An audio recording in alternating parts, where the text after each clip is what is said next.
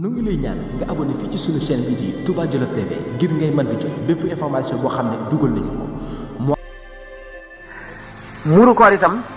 ulama yi bari nañ ci ay wax waaye ñi nga xam ne ñoo ko nangu gën a gaawal gi ne ñaari fan mën nga koo génne lu jiitu bis bi maanaam ñu ne gannaaw ëllëg la korite nga génne ko tey li ci gën a sopp nag bala ngay xëy dem ca jullikaay ba nga génne ko joxe ko boo gisee ñi ngi koy jox moom la ñu gën a sopp ndax muuru koor mooy asakay koor dañ ne koor dañ koy aj duñu bindegun tuyaaba ji ba nit ki joxe muuru koor it du faat bu fekkante ne amuloo ko wala nga fàtte ko wala nga nekk foo xam ne mënuloo koo génne ba kor yi gi wéy ba féeg déwén itam foo ko fi mënee génne rek war nga koo génne bu ko defee nga xam ne kon am na ak yaatu goo xam ne mën na noo bañ a raw ndax bu passé itam fu ñu ko fàttali ko rek te am ko mën nañ koo def waaye nag liñ ci gën a sopp ndax ulama am na suñu dem ba ne sax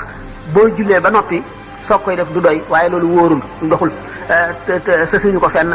daal bala ngay xëy jëm ca jullikaay ba nga génne ko joxe ko loolu la ñu sopp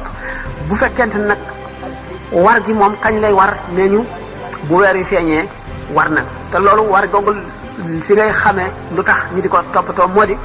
ki juddu ci guddi gi bu fekkee ne dañu ne bu weeru korite wi feeñee rek ki juddu ci guddi gi war nañ koo génneel muuru koor bu fekkee nag dañu ne bu bit setee lay war kon ki juddu ci guddi gi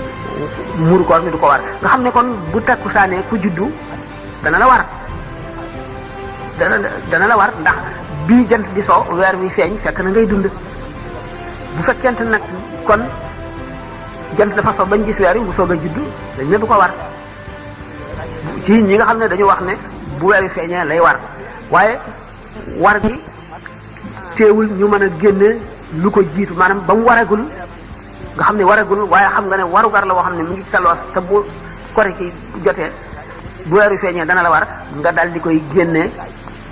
tey fekk suba la ñuy wari wala nga génne ko tey fekk gannaaw ëllëg la ñuy wari wala may wax nañ ne loolu itam mën na nekk xamoon ngeen itam nag ndax am na ay pot yoo xam ne ci lañ koy nattee wax yi ulama yi daf cee wuute ñii dem nañ ba ne 1 kilo 800 ñii 1 kilo 900 ñii 2 kilos ñii ba dem ci 2 kilos 100 2 kilos 200 am na sax ñu ba tey lu ëpp loolu waaye li ñu ko daan natte daal ñaari loxo yi yonent bi sallallahu alayhi wasallam ni mu tàllal nii ñu ne nag kon digg bi nit koo xam ne loxoom réyul ba mu ëpp loxoom tuuti ba mu ëpp mu tàllal ñaari loxoom sësale ko du ko tàllal ba mu ëpp du ko bank ba mu ëpp lu def koy def li nga xam ne ci lay gën a mën a téyee lu bari ba mu fees kooku